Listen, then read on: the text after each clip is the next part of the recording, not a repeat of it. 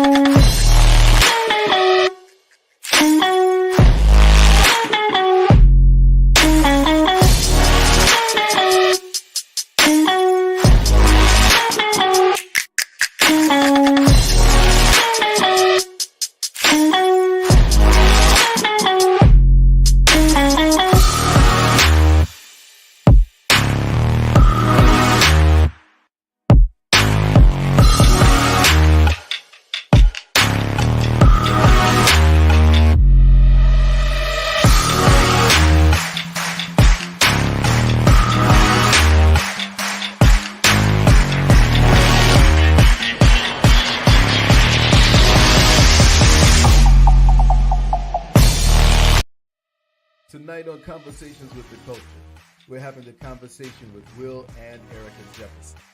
This is Orlando's real estate up-and-coming power couple. And I'll be talking with this husband and wifepreneur duo, giving our listeners, you, all the insights to building wealth, your credit, and plugging that generational wealth gap. Tap into the culture. You want to join us for the conversation.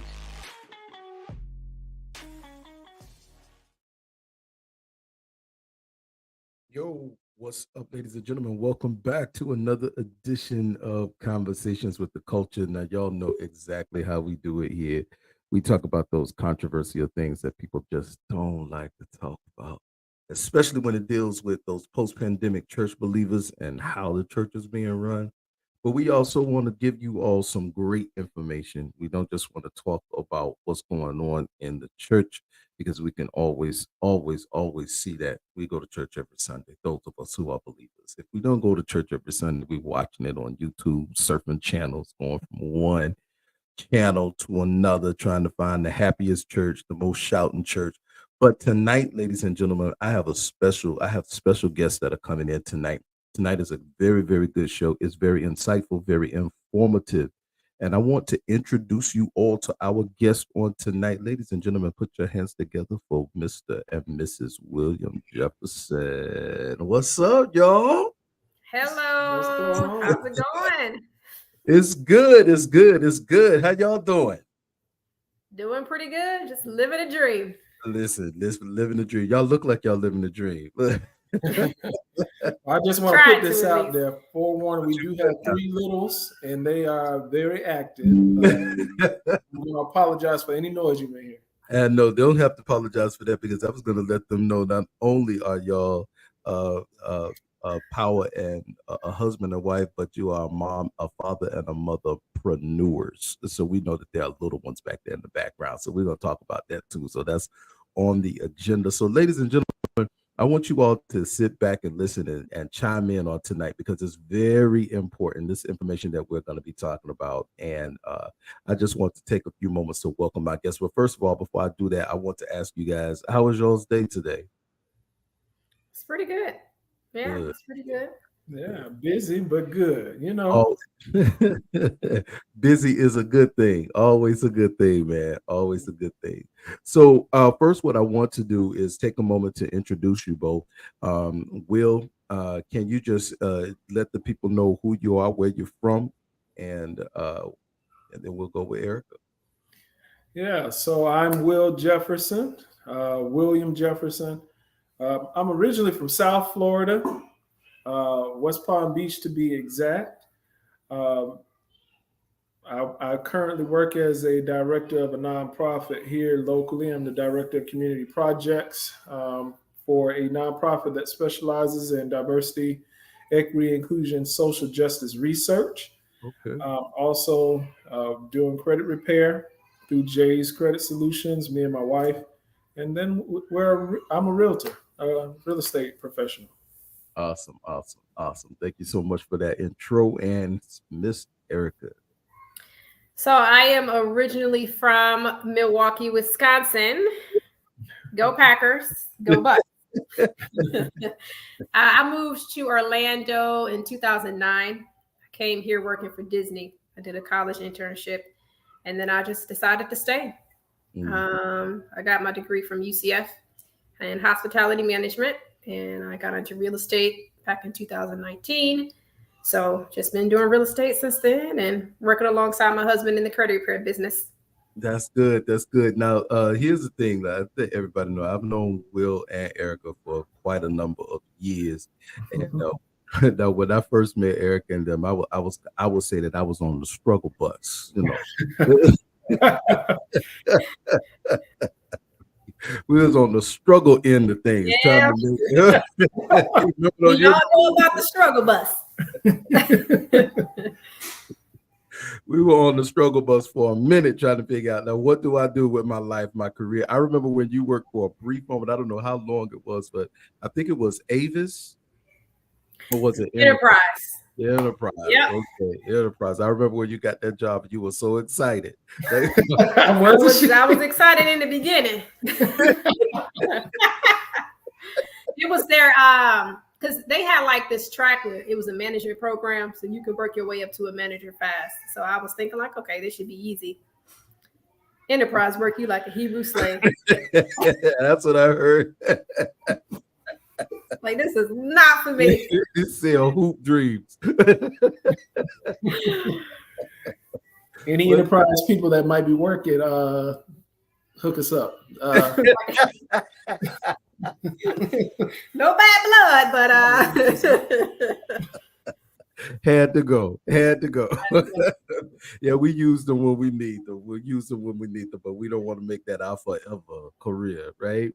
Right. So it's really both you and Will are your careers were on opposite ends of the spectrum. So what I want to ask you all regarding what you do now is what inspired the both of you to pursue careers in real estate and credit building?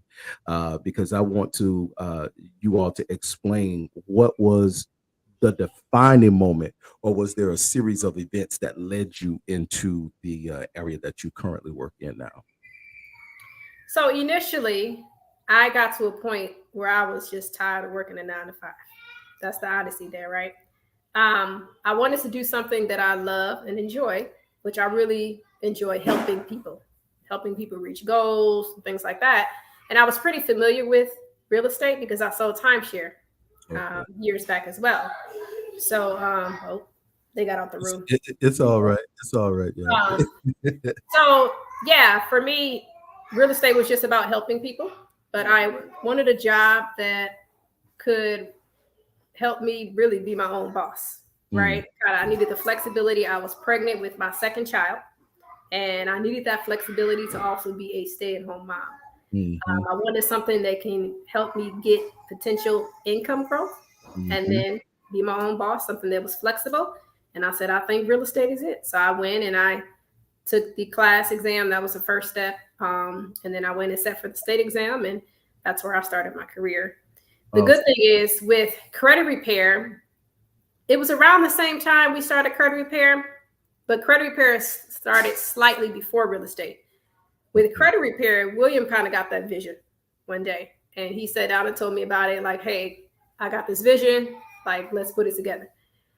And what's happening now is a lot of our clientele that come to us needing assistance in credit repair, some of them also want to buy a house.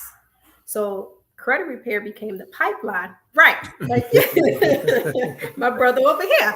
So credit repair really became the pipeline for people to buy a home. So I kind of started digging more into it, and I became really a primary buyer's agent, meaning I was working with a lot of first-time home buyers and things like that. So with that, because I know, I don't know, I think it just came on a whim. I actually said, let me reach out to Erica because I saw Will's information online about the credit building. And I'm like, let me just reach out to Erica and see what Will can do. And so we started talking, and then Erica goes, "Well, Marcus, why don't you buy a house?" I'm like, "What? A house?" Like, I don't know, Erica. I don't think I'm going to qualify. She said, "Just work with Will. We'll work with you, and then we'll get this thing going for you. I promise you, ladies and gentlemen. I'm trying to tell you all, these are gurus. These two people here are gurus. If you are interested in purchasing a home and getting your credit together, you need to talk to Will and Erica because they can do it. Now, I'm gonna come back to another question, but my best friend, who you thought we were brothers because we would say y'all look alike, Yeah. right? Uh-huh. So I have been telling him for about 2 years, 3 years, because he was on his house buying journey way before I was. And Hmm. when I closed on my house, I said, "Well, I'm gonna buy a house. I'm buying a house," because I had no interest. He was like, "I'm buying a house. I'm doing this." He's going all over the place looking at these houses, and here I am at my house. I closed up my house. It was like, "Bro, how you how you get into your house?" I said, "Man, you need to talk to Erica." It took him 2 years, Erica. I kept telling him, I kept Really? telling Was it that long? because he was dealing with the same guy. Oh, okay. That's right. And Okay. I said, "You need to go talk to Erica." And he was like, "No, I'm gonna stick with my realtor." I said, "All right." About a year later, he said, "Man, what's Erica number again?" And within a few months, he was moving into his home. And he was like, "Man, I got approved for my house." I said, "Man, I told you you waited all that long time." So you guys really, and I'm spreading the word and I'm telling people because I heard you say first time home buyers, and I know a few people who you have helped to purchase home. It's not just me. So, as a young African American family, you guys are thriving in the Orlando area. Will, what do you feel sets you all apart in the real estate and credit building sector? Well, I think for the most part that what sets us apart is we don't do real estate with the aspect of trying to get a check. Mm. We are not in it just for the money. And excuse all of the screaming you might be hearing right now in the Coming to that background. next year, you are all right. Trust me.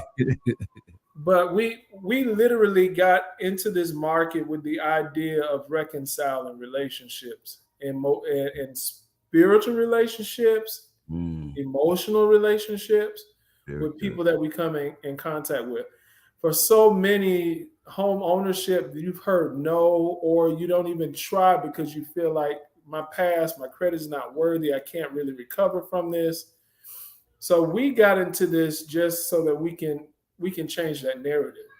Mhm. So at the forefront of the work that we do, it is centered on relationship building. It's centered on motivation. It's giving people the opportunity to see themselves in a light that typically they wouldn't be able to see themselves in, Mhm. and that kind of leads and guides us as we are building relationship and helping families. Absolutely, absolutely. I think that because you all are saved, and it makes a big difference. I'm telling a lot of the young people that I go to church with, if you are in the market for buying a home, if you are trying to purchase a home, and that's where you want to go, and that's what you want to do, you need to reach out to Will and Erica. And they're talking about, I'm going through this first time home buyers program, and I'm doing this. That you still need to talk to someone because what I found out is me trying to I was on the internet every day. I'm going looking at all these different houses, looking at all these houses. And I'm sitting Erica, I saw this house. Erica, I saw this house. She wasn't saying anything. She was just okay, okay, And then one day she sends me a text and she said, she called me and she said, Marcus, what do I see you looking out there in the Kissimmee area. Because I could see that it was more for my money out here. Out here in Pennsylvania. She was like, why don't you look out here? And so I was like, all right, let me go out here. And it's a brand new build. You saw it. You saw how it was coming up from the ground up. And I decided to take that move. And I started program, and it went a long way. I got everything ready in a matter of months. I mean, it was less than a year. I was buying. a house less than a year. I was buying a house. And I'm just grateful for the aspect because you guys come at it from all those angles that you just mentioned, and you also show people how to do this thing the right way. Because Will, I found out after I bought my house, now I'm classified as middle class. Yes. I didn't. I said, "Oh, I wasn't middle class before." Nope. No, Nope. Nope. no. In order to be middle class, you have to be a homeowner. And so I can't even thank you all enough for the time and the effort that you all put in, because it was is very much appreciated. It took me some time to get used to being in. I was walking around this house going, "This is my house."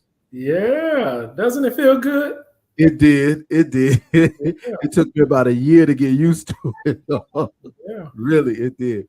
But Yeah. And listen, I think for me, one of the things, since you say that, one of the things that kind of hit me with starting the credit repair business was I tell my story. If you sat down with me with a consultation, I'm very honest. I started credit repair because I had bad credit.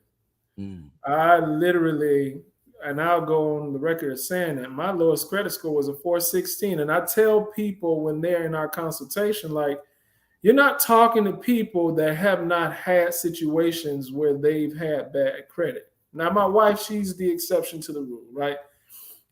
She didn't have to deal with many of the credit or situations that I had to deal with, mhm. but my lowest score was a 416. And Wow. most of the time when I was trying to get help in this arena, I was getting scammed. Mm, People were taking my money and I'm not seeing the results. Or I would go to other people, and I'm just going to put this out here, saved Christian folk wow. claiming to do this work and feeling embarrassed when I walked out of there and still not achieving help. And I said to myself, I need to learn this for myself, but I need to do this where it's no shame, no blame. I need to create a program and a service where when people come in and they tell us their vulnerable state, just like you said, like home ownership, no, no, no, and credit is saying, no, no, no, you're never going to have that. I need to be able to have a space where we can talk. I can show you through practice where you don't become dependent on one set person. You get the knowledge to be able to teach one, everyone teach one, reach one. That's right. You can do that. And with home purchasing, like you said, that middle class, you can have a $200,000 paying job. If you don't own a home, if you lose that job, guess what? You are poor That's right. again. That's right. So the reality is home ownership is the only doorway to the middle class. It is the Yes. only doorway. That is so true. I was shocked when I found that out. Like it was when I found out that, hey, you're a homeowner now, so you're middle class. And I was like, what you mean now? Like, I'm not middle class, So I tell people, and I'm going to continue to do that, to drive it home, that this is a way for us to be able to not only build generational wealth, but also close the generational wealth gap within our community, because Yeah. it's very, very big. So doing this with you both, Mr. and Mrs. Jefferson, juggling family life. You have three boys, demanding careers. This has to be very challenging. How do you both ensure that there's a balance between the personal and your professional life? We're still working on that. But I think most importantly, it's just prioritizing appropriately, right? I always just say I have to remember this order: God, family, then career. So Absolutely. family, this is going to be the first ministry, a husband, and then the boys. And just knowing how to disconnect and cut it off when needed when it comes to my career. Like, you have to know how to disconnect, when to stop it, so you can zone out and zone in to your family. Absolutely. It's definitely a balance, but you just kind of learn to do it. And as long as you are prioritizing by keeping God first and first, you'll be able to successfully balance your career. Awesome. Do you want to add to that, Will? Because Yeah. y'all got those three boys. Y'all got three, and Erica is the only girl in the house. I'm the only one. The queen. The And she queen. does it like she's the queen too. But yeah, I think I think what we've had to learn is when you're starting to see that things, because all of these things that we mentioned grab our attention and they can easily replace God, right? It's like Mhm. anybody can call you at any given moment on a day and it can alter your day. Yes.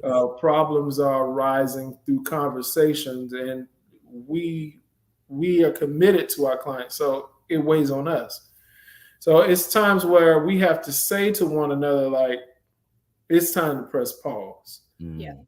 And it's time for us to make our clients aware that, yeah, we're going to get back to you, but it might not be this weekend. Mhm. Because we have to preserve our peace.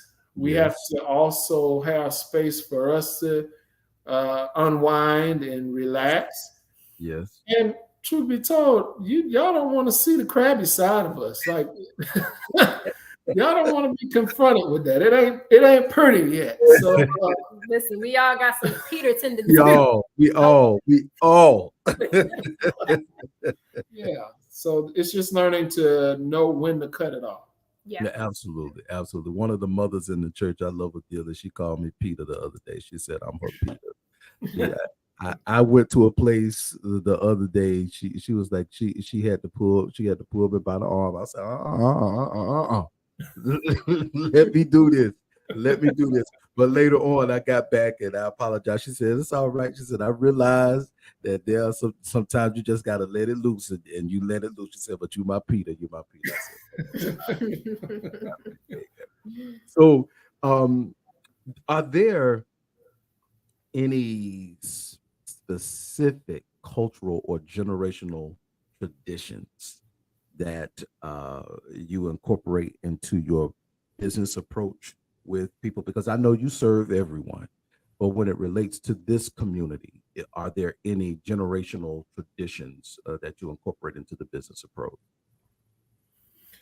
Yeah, for us, I think more so is storytelling connects generations. Yes. So we lead through storytelling and modeling of vulnerability as a practice. Like I just shared, I had bad credit. I tell that story. I tell the story about me wanting to propose to my wife and being declined credit Mm. for the ring. I talk about that. I talk about, after actually taking it serious, the benefits of taking it serious. So storytelling, going into car lots and having a finance manager walk out and say to me, Mr. Jefferson, you can have any car you would like on this lot, never was a reality. Like normally, if we can just be honest, we go to the car lot praying that we can get something close to what we Right. walked in their price point with. And to be told you can have any car you like, that's mind shifting. Yes. That's game changing. Yes. Yes. It is. So we use a lot of storytelling. We also make sure that while we're sharing perspective, we're creating space for honesty. Um, Perspective can oftentimes hide and camouflage yourself Mhm. and not allow growth Mhm. because you hide it so well. Oh, I want to do my credit, but you go out and you're at the movies or you're at the bar buying 4 and 5 drinks, or you're buying shoes and clothes Uh-huh. and you're taking vacations you can't afford, or Right. you're eating out and you haven't come up with a budget. You're buying bundles and putting them in bags and throwing them out. These are those things where it's like, let's just be honest. Do you really want the house? Do you really want the credit score? Or are you trying to keep up with the Joneses? Wow. Um, so Looks honesty, and appearances. yeah, Yeah. yeah. So that's kind of some of the ethos that we put into the credit repair process. Awesome. What I think that a lot of the fear for people to step out onto whether or not they want to be a homeowner or not, and I'm trying to drive this point home, is the fact that they don't think that they can afford it or they feel like their credit is a challenge. And your program is set to address those challenges. Now, before we end the live, I want everyone to get your phone number. Those of you who are interested in purchasing a home, even if you're not interested in purchasing a home right now, but you want to make sure that your credit is up to par. So when you are in that position where you say, okay, now I'm ready to purchase a home, because right now, are we at what is the climate now right now for home buyers, for sellers and home buyers? I mean, it's shifting a bit. Mm. The interest rate is currently still around that 7 this week. Okay. But it's been up and down. We haven't seen a drastic drop per se. Sellers their homes are sitting a little bit longer these days, right?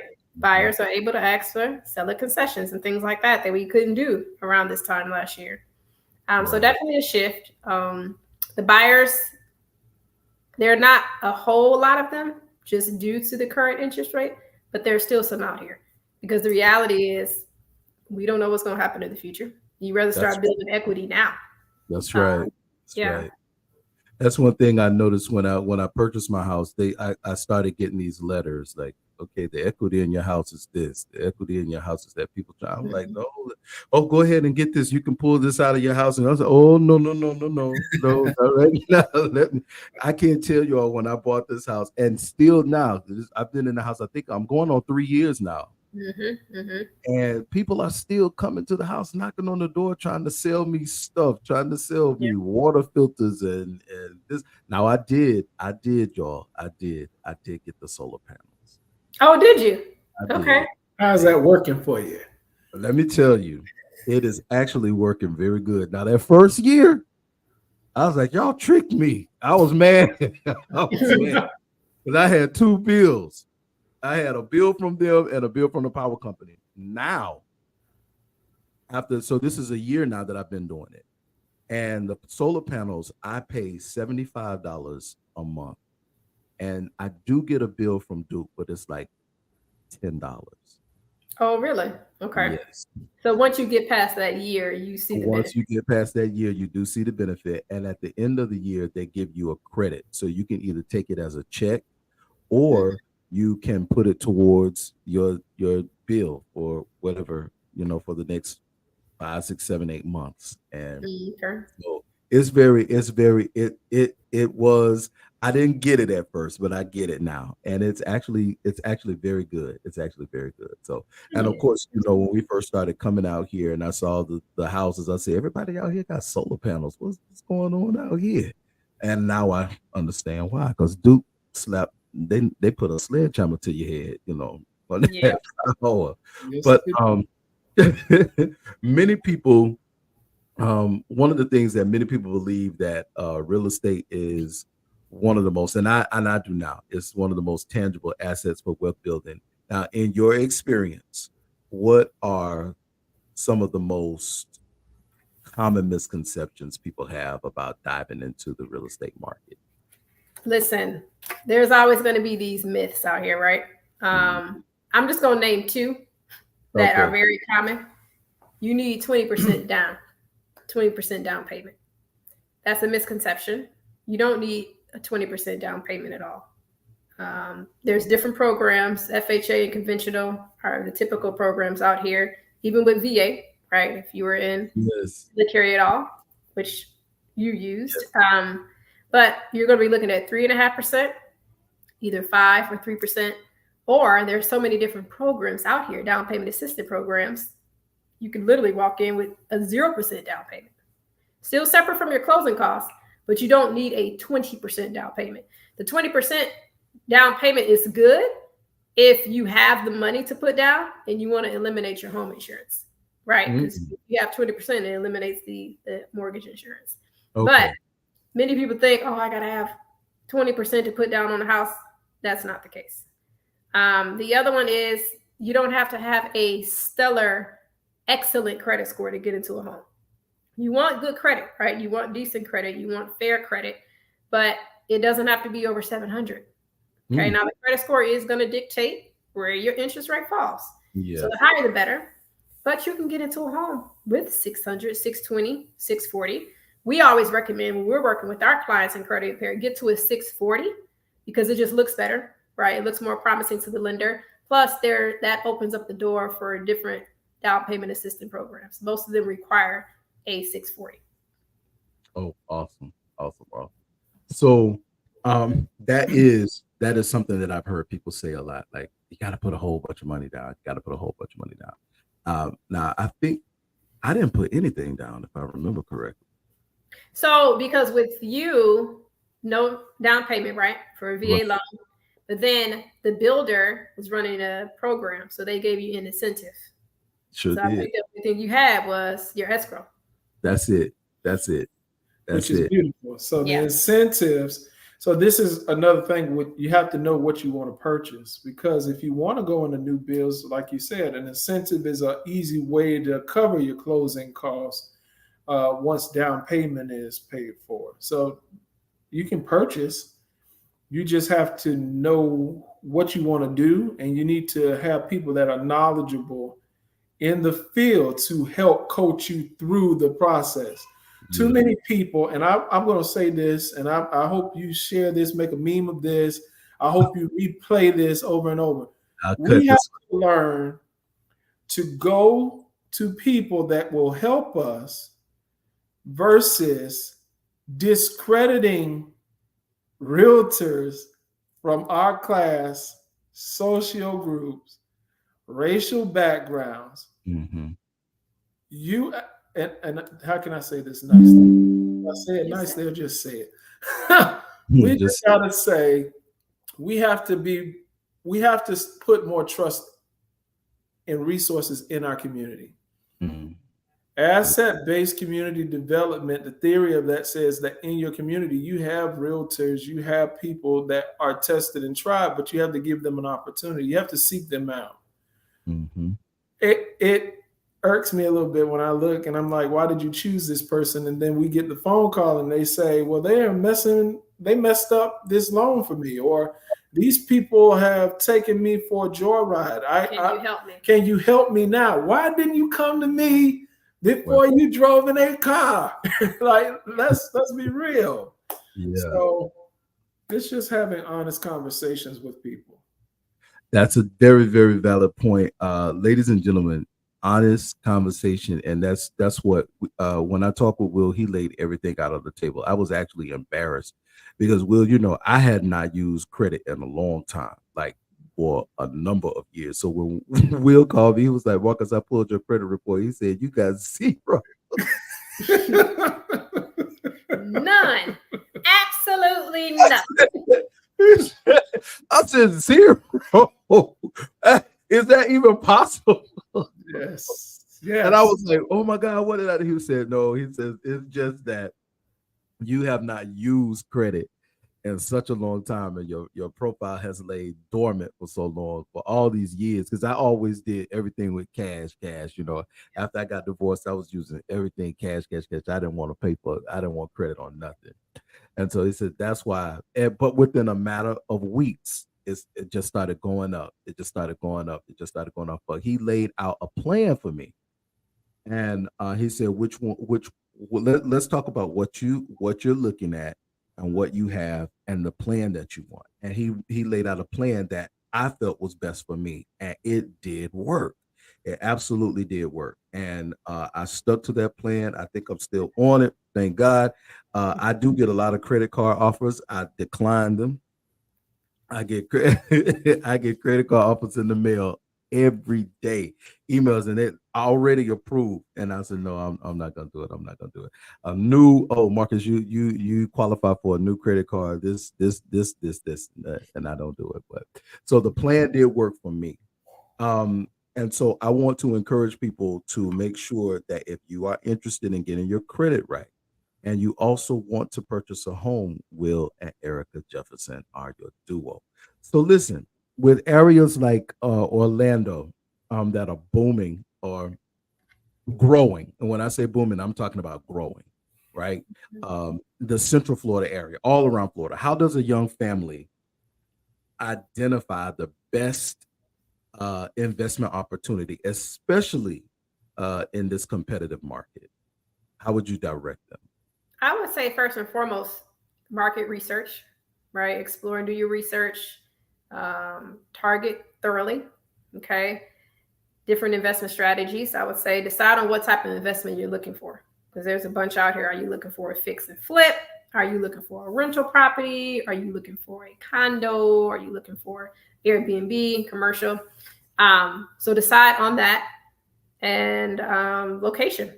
I would say location is probably the number three. Location, like location. decide, because Yes. some Yes. locations are more lucrative than others. Like you can't expect to go into a location where they're not really buying and expect to make a lot of money. Mhm. So like location is going to be key. And I would just add to that, you have to be realistic with what you can tolerate as a risk. Yeah. So a lot of individuals, they go in and they're purchasing properties that are in high risk zones, Mm. and they're disappointed because in that area there's staggered development, or there's increased crime, there's little investment, and you're going in there saying, okay, I got a good price, but there's nothing around you that's going to cause the value to increase in the time frame that you're looking for it to increase. Wow. So you have to assess risk, and you got to know what your risk tolerance is. Don't jump out into something that you're trying to turn and flip really quick, knowing that it's going to be 10 years, 15 years before development really takes place in that region to get the price point that you're looking for. Yeah. So you have to really know what your risk tolerance is when you need to assess your own personal liabilities when it comes to these types of investments. That's very good. That is very good. Now, when I first moved out here, it's still very rural. I had no cell phone signal. I had to get internet in the house and get a phone that a internet phone number that I could call when, because my there were no towers out here. I couldn't get a signal anywhere. I would have to drive into Kissimmee or Wow. drive down to Haines City to even make a phone call.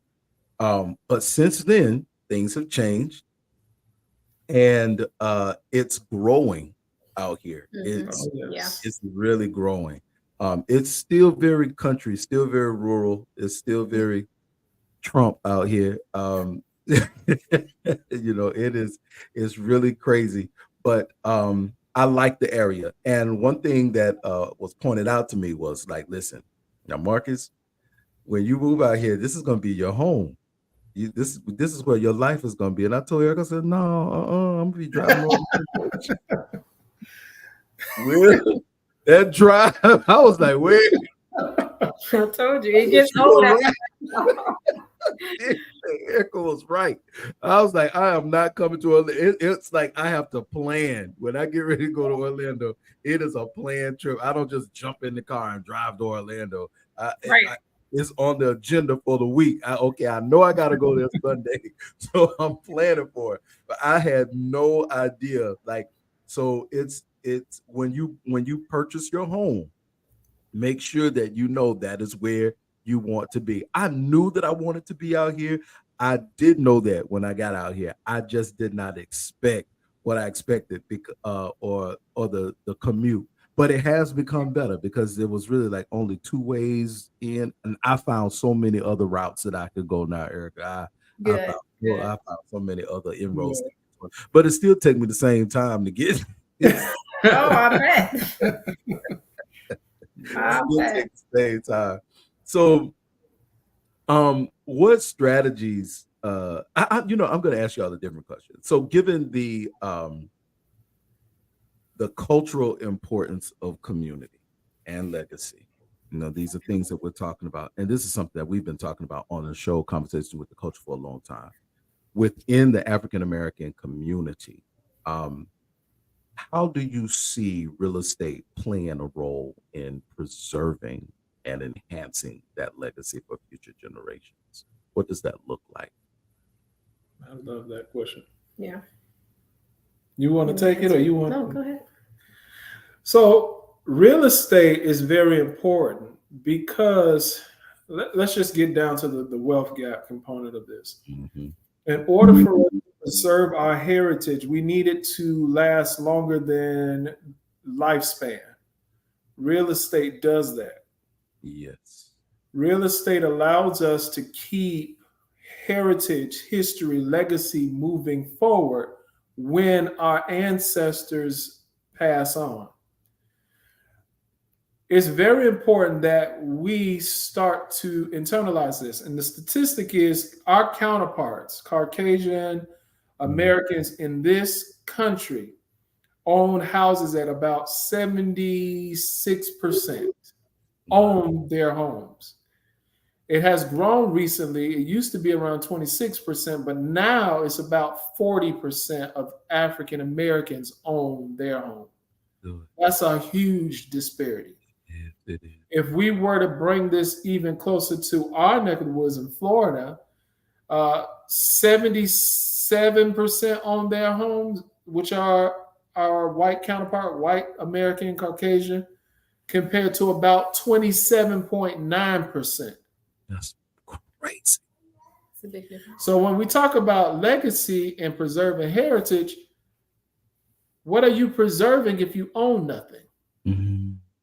What can you advance if you own nothing? How are you able to give viable input into development plans in a region when you don't own the region that you want and have aspirations about? Wow.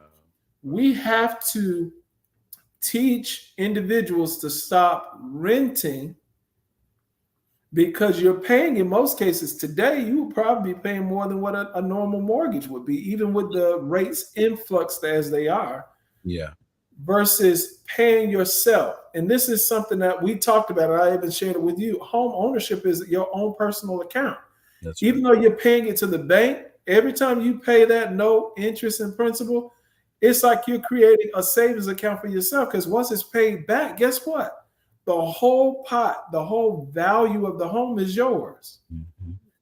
So if you decide I'm going to sell this home, buy my dream home, and you've been there and you can ride on the appreciation of the home, Mm-hmm. right? Like many people got to see. You got to witness that. You purchased your home at a decent rate, and now all of a sudden, 3 years later, it is worth more than when you purchased it. Yes.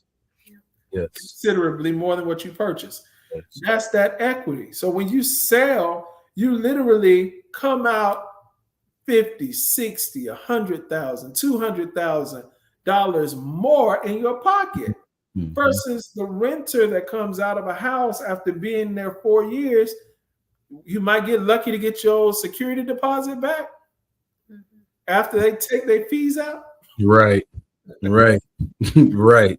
So heritage and preserving it's giving us credibility and stance to be able to know that, hey, this is mine. No one can take this. I can trust this or pass this down. I can change the generational socioeconomic background of a whole family by passing this down. Yes. I can give more power to these children that we're raising up by giving them something that has true value. Mm-hmm. Instead of passing them down your debt, pass them down an asset. That's right. That's right. How you build heritage. That's right. And I think, like, just to piggyback, not only do you gain equity when you purchase a home, but you can pull from it. Yeah. Right? Mm-hmm. It's one of those things where if you have the equity, you might be in a bind. You might have a moment where you're like, okay, money is funny, change is strange. You can literally go and get a home equity loan. Pull that and that's yours. Of course, you have to pay it back, but you can pull from it. So you're never going to be in a place where you're broke. Right. When you own a home. Right. And I just believe that the purchase of real estate can change the narrative and destroy the stereotype and mindset that it cannot happen for African American people. Now, we do work with diverse clientele by all means, but because of the statistics with our people, we like to push it to let you know you can do it. Mm-hmm. Change your mindset because you can do it. Don't think mama didn't have it, daddy didn't have it, so I'm not going to be able to have it. No, you can. Absolutely. I had that, my parents had a home I don't remember. I know I was a baby, a little boy when we bought our home. I could have been like 2 or 3. I remember moving out of the apartment into their house. And I was about 2 years old, maybe 3, when we moved into their house. So and here I was all these years later, like, dang, it seemed like it was so much easier for my parents to buy a house than it was for me. Well, they And were so a lot cheaper back then, but they yeah. were a lot they were a lot cheaper, but so was the pay. The pay. Right, this is true. Yes. So when you posed the question, I did have some apprehension. And I was like, can I do this? Should I do this? And as I began to talk to the both of you and get the explanation, and the funny thing is, I used to teach first time home buyers classes for the Urban League for years. Really? I didn't know Yes. that. Yes. Shame on me, right? And people would say, when you gonna buy your house? When you gonna buy your house? And I would be like, well, and I was looking around Orlando and everything was so expensive. And I was like, well, I don't want to live here. Maybe I should look out different places. But having that conversation with you all made me see, even from a different standpoint and a different viewpoint, of why it is really important to purchase your own home, how important it is to be able to build wealth and leave a legacy behind, and then go from one to another. Because since I purchased this home, I look at other houses all the time, like, okay, because my plan was to live here for 5 years, sell, and get another house. Right. I think I'm gonna stay probably about 7, and then I'll sell and get another house, whatever the Lord leads me into doing. But it is so important for this next question, for young couples or families that are starting their journey in real estate. What are the top 3 qualities or habits that they should start cultivating for long-term success in this? Well, first and foremost, we already talked about credit. So I would say improve your credit score, right? If your credit score is low, and keep a low debt. Okay, because what happens is, which we can dig into this on another session, but when you go to a lender, they're going to look at your debt to income ratio. All right, so the lower the debt, the better chance you have and the higher pre-approval amount you'll get. But I would definitely say credit score is going to be one of the key factors. Take time to make sure your credit score is in a place where you'll get approved for a home and that your debt is low. Save money. Save money, money management. Because even if you go through a program where they're covering a portion or even all of it, depending on what program you go through, they're still going to look for cash reserves. You still have to put down an escrow deposit. You still have to pay for an inspection. You still have to pay for an appraisal. So these things you're going to need money for. These are things you're going to pay up front. So I would say save money. Make sure your credit score is good. Improve your credit score. And just explore and watch the current market trends. I think is important as well. Absolutely. And I want to add to this really quick, because oftentimes we talk about it from the individual that gets into the property or aspiring to get in, but also those same principles apply to those that are in their homes. Yeah. And they have, just like you said, aspirations to get a bigger home. Yeah. Or to relocate to another place. You need to do continuous review of your financial state. It's very important. Just like we plan for vacation, you also need to plan these next 7 years out. You need to be able to say, is this now the time that I can jump? Am I jumping blind? What are my risks? And I always want to go back to that. You need to plan your success, because home ownership, once you get in the door, doesn't stop with you getting in the door. Right. You got to have a budget for light bulbs, because it seems like we changed light bulbs in our house. That's his own. Y'all, I haven't changed not one light bulb yet. Really? No, one. We have to change them. Or, lawn care. You might want to. It's us. That's one thing that I hate. How do you do it yourself, or do you hire somebody to do your landscaping? I'm getting ready to start doing it myself, because I can do it myself. I grew up having to cut grass and trim my father made me do that. That was every 2 weeks. It was lawn day. And it was lawn Saturday every 2 weeks, every second Saturday of the month. So I know how to do it. I just got lazy. And as much as I've been paying for the man to come here and cut this yard for the amount of time that I've been here, I done bought 5 or 6 lawnmowers, Yeah. it's ridiculous. But yeah, I do. There were a lot of things that I did have to budget in, even though I'm glad that I do it.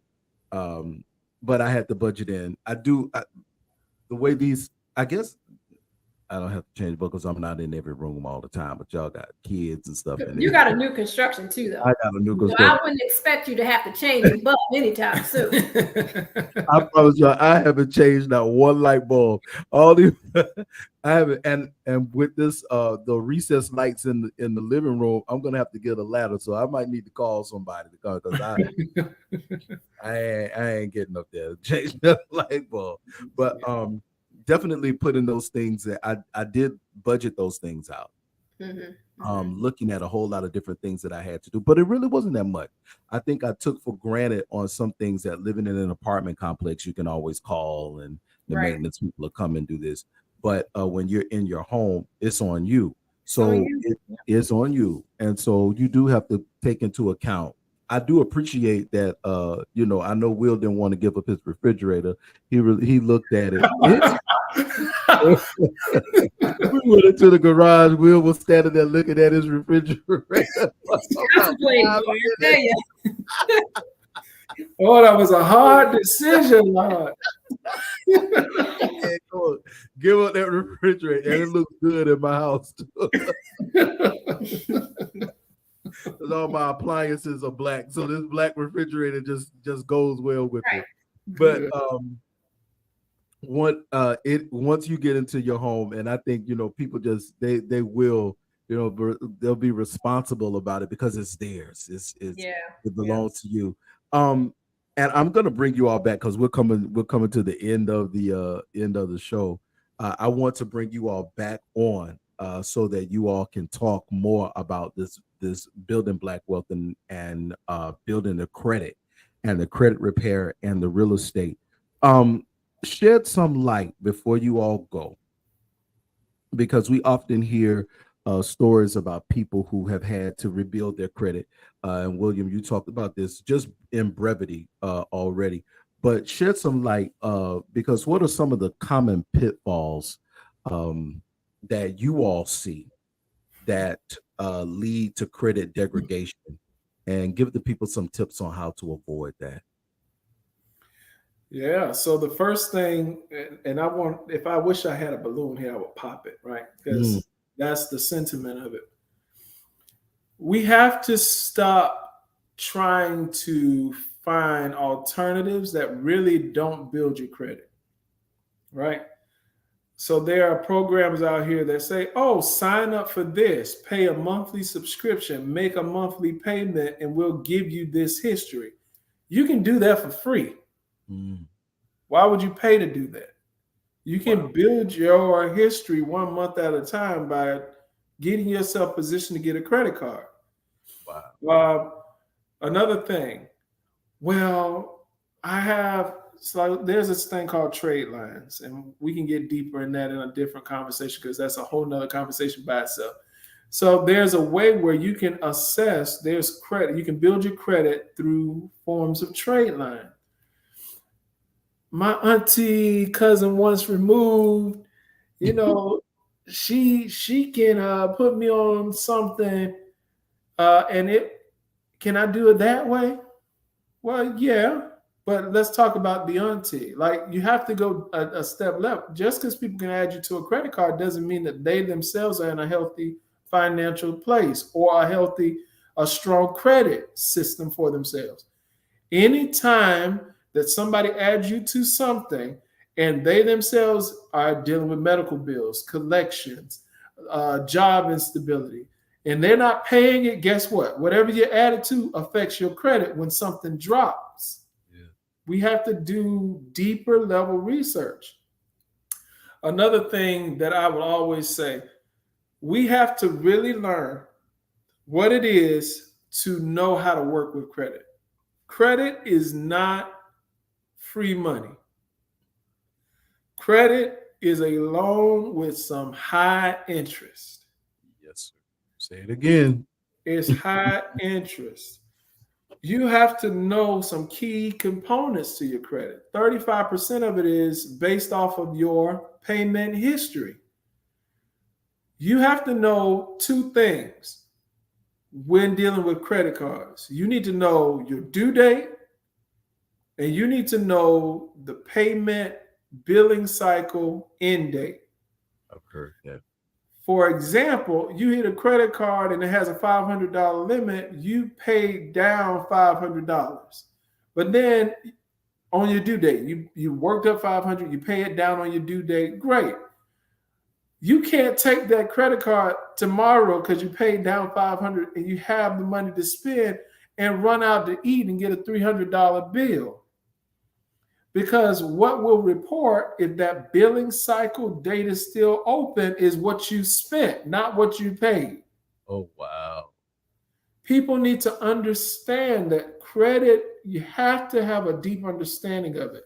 And the second thing is, we got to pop this myth, just wait 7 years. You know how many times a credit debt is going to be sold in 7 years?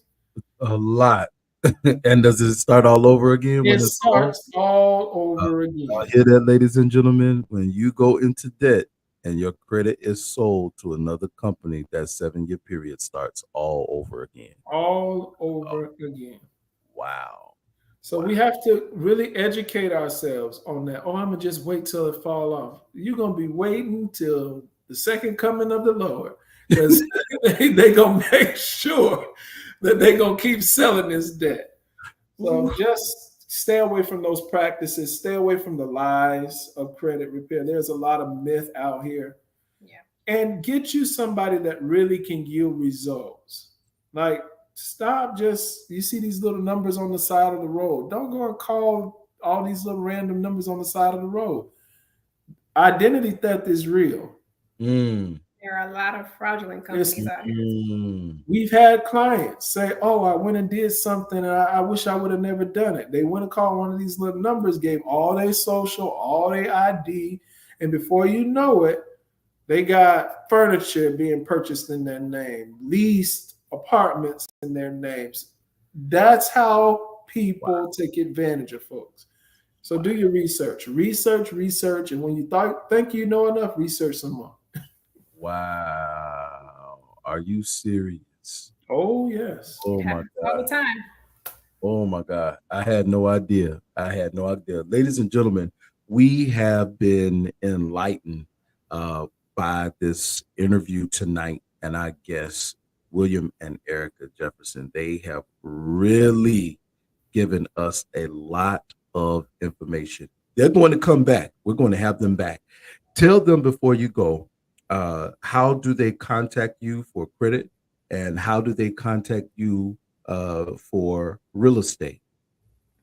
Yes. So we have a couple numbers here. For real estate, my number directly. You want me to just, is it a chat I can put it in, Marcus? I'll type it in. Okay. So it's 414-248-9118. You want to give me yours for credit repair? And for credit repair, you can reach me at 561-236-2426. If you're not wanting to speak with a person or send a text, you can always reach out at JBS, the number 4, repair, REPAIR, at gmail.com. All right. Get ready to put that across. Let that run on the screen. Everybody can see this. All right. So, ladies and gentlemen, I put this in the chat and I'm also getting ready to pin it.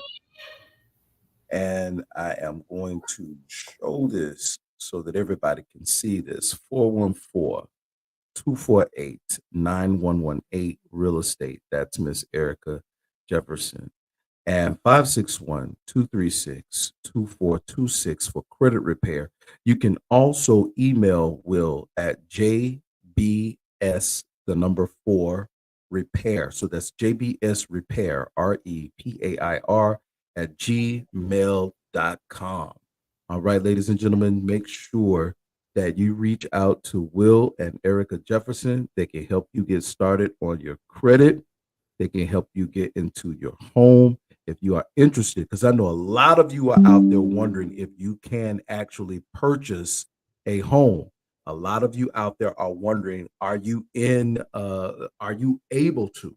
Well, if you sit down and you talk with Will and Erica, they will be able to get you in a position where you can purchase a home. And if you are already in a position that you can purchase a home, then see Erica and she will help you find. Because I was out there trying to find the house by myself, and I told Will, that's they want me to put y'all name there. So it's Will and Erica Jefferson.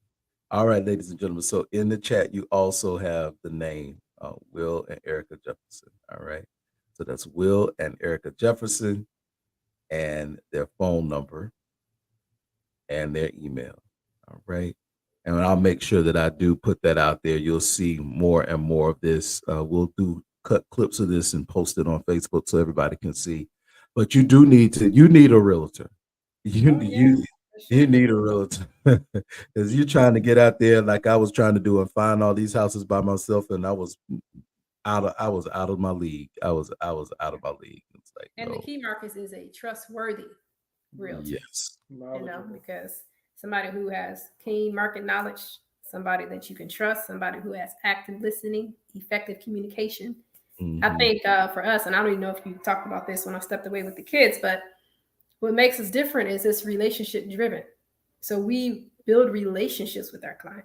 It's not just for a paycheck. Where there are some agents, it's of course the reward is to get paid, but for us, it's not just the paycheck. We really desire to see us thrive.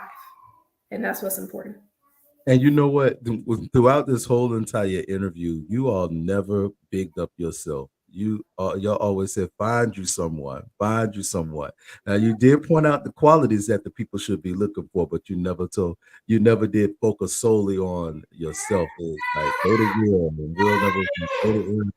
Y'all made it feel like, hey, and y'all can hear them. They got family, y'all. Ladies and gentlemen, they have family. This is what is so exciting to me about this whole thing, because they are entrepreneurs, they're raising a family, and they're doing this thing together. They are my power couple. So I'm telling everybody, if you want to get your credit right, go to Will. If you want to purchase a house, go to Erica. Because like I said, I was telling my homeboy, throw away that realtor that you got, sending you on all these wild goose chases.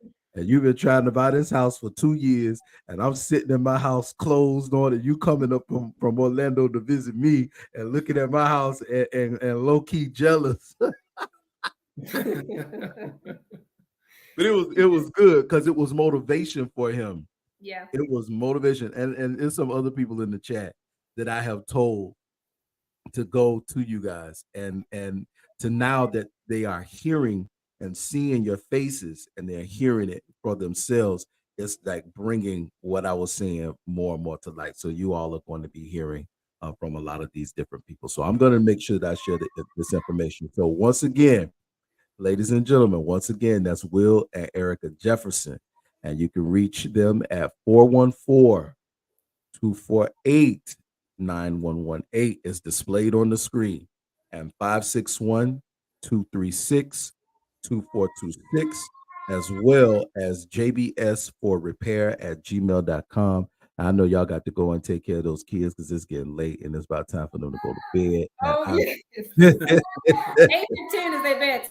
A little okay. late. I do want to just say thank you, Marcus, for the opportunity. We appreciate it.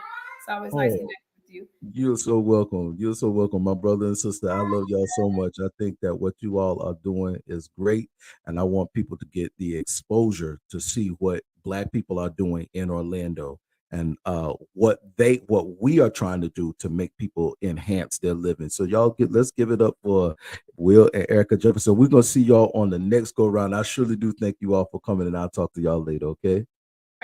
Thank you. All Good right. night. Good night. Good night. Ladies and gentlemen, thank you all so much for joining us on tonight. It's Conversations with the Culture. Y'all know how we do it. And that was Will and Erica Jefferson. They did their thing. And I want you all to make sure that you do go make a contact, make a connection, even if it's for you to get your credit straightened out, even if you are ready to purchase a house or you're in the market, you want to find out, how do I get into this? How do I do this? Well, I got you all the information, and we're actually going to bring them back on another show so that they can talk to you all more about generational wealth building, why it is important, and why our community needs it. So until the next time, y'all know we're going to be back. We're going to be talking about what's going on with this post-pandemic church, because that's how we do it. Love y'all. Good night.